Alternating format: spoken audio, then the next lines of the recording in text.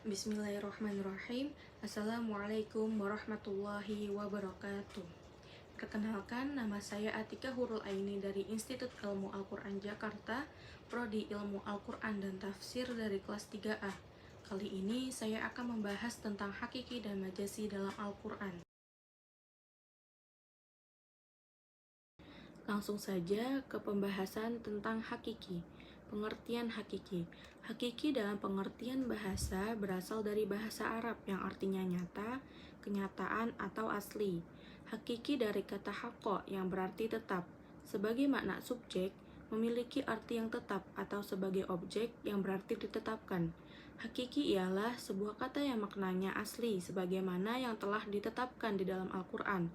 Adapun hakiki menurut istilah ialah kata yang digunakan sebagaimana pertama kali dipergunakan dalam konteks kebahasaan, atau bisa dikatakan lafaz yang digunakan sebagaimana tujuan awalnya, dan lafaz yang digunakan sebagaimana makna asalnya. Adapun menurut ulama, hakiki adalah kalimat yang digunakan menurut kedudukannya dengan tidak ditakwil, dan lafaz yang digunakan menurut arti yang sebagaimana mestinya, yakni yang ditetapkan baginya.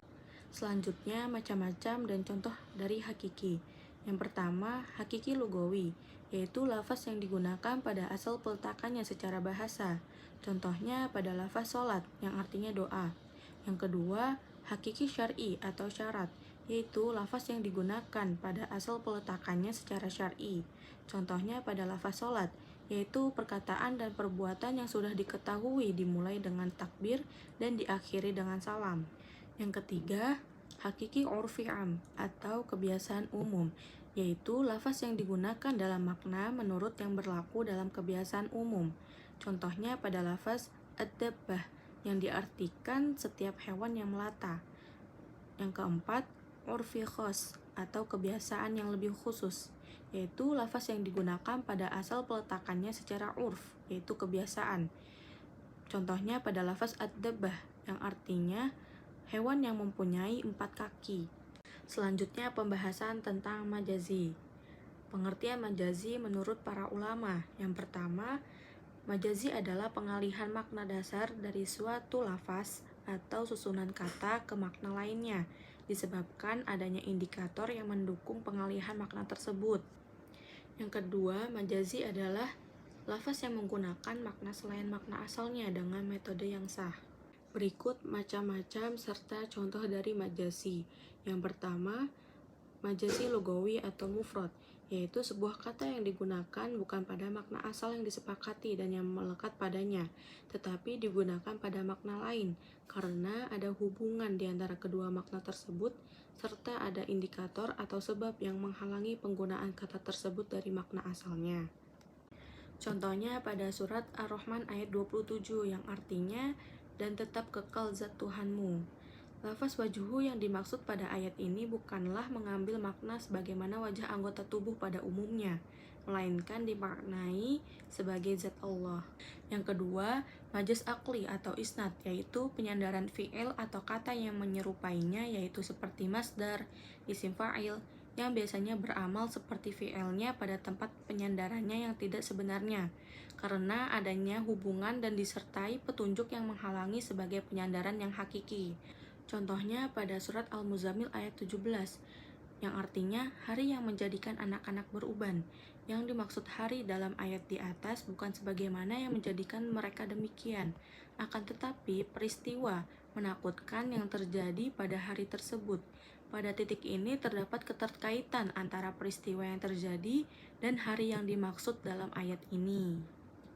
Yang ketiga, majaz mursal, yaitu suatu lafaz yang dipergunakan bukan pada makna aslinya, karena adanya alaqah ghair musyabahah, yaitu hubungan bukan perumpamaan, disertai qarinah, yaitu alasan atau bukti yang mencegahnya dari makna asli. Majaz mursal terbagi menjadi dua, yaitu kalanya menggunakan pembuangan kata atau hadfu dan penambahan kata atau ziyadah. Contoh pembuangan kata atau hadfu pada surat Yusuf ayat 82 yang artinya dan tanyailah penduduk kota. Pada kalimat di atas ada satu kata yang dibuang, yakni kata ahli, karena secara nalar Tidaklah mungkin kita bisa menanyai kota, karena yang bisa kita tanyai adalah penduduk kota tersebut. Contoh penambahan kata atau ziyadah pada surat Asy-Syura ayat 11, yang artinya tidak ada sesuatu pun yang menyerupai Allah. Secara hakikat kata per kata, maka maknanya ialah tidak ada sesuatu pun yang seperti menyerupai Allah. Jika salah memaknai ayat ini, maka akan timbul makna tidak ada sesuatu pun yang serupa dengan Allah. Dengan demikian, bisa timbul pemaknaan ada serupa bagi Allah. Sedangkan tujuan ayat ini turun adalah untuk membersihkan keserupaan pada Allah Subhanahu wa taala. Karena itu, ayat ini harus kita maknai secara majas, yakni huruf kaf di atas merupakan tambahan. Adapun perbedaan antara hakiki dan majazi. Yang pertama, salah satu di antara kedua lafaz itu lebih dahulu menyentuh pemahaman dibandingkan dengan yang lainnya, itulah yang hakikoh. Sedangkan yang agak lambat menyentuh pemahaman adalah majaz. Yang kedua, salah satu di antara kedua lafaz itu dapat dikembangkan atau ditasrifkan ke dalam beberapa lafaz, seperti kata amar yang berarti perintah, digunakan untuk ucapan adalah menurut hakikohnya, karena lafaz amaro itu dapat dikembangkan kepada bentuk kata amaro ya'muru, kalau tidak dapat dikembangkan sedemikian rupa dinamai majas, seperti penggunaan amru untuk arti sesuatu keadaan secara majas karena tidak dapat dikembangkan seperti di atas. Sekian dari saya, wabillahi taufiq wal hidayah. Wassalamualaikum warahmatullahi wabarakatuh.